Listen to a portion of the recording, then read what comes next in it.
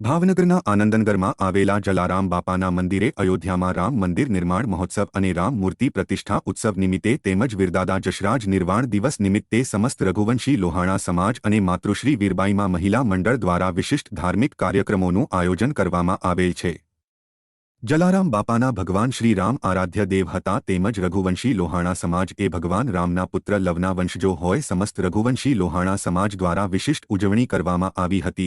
જલારામ મંદિર આનંદનગરને રોશની અને સુશોભન કરવામાં આવ્યું હતું તેમજ રંગોળી કરવામાં આવી હતી। દીપમાળ સમૂહ આરતી કરવામાં આવી હતી। અલગ અલગ ધૂન મંડળ અને ધર્મપ્રેમી લોકોએ સતત 24 કલાક રામ નામની અખંડ ધૂન કરવામાં આવી હતી જેમાં 11 લાખ કરતાં વધુ રામ નામ જાપ કર્યા હતા। આ ઉપરાંત વીરદાદા જશરાજ નિર્વાણ દિવસ નિમિત્તે રક્તદાન કેમ્પ અને બીપી ડાયાબિટીસ તપાસ કેમ્પનું કરાયું હતું।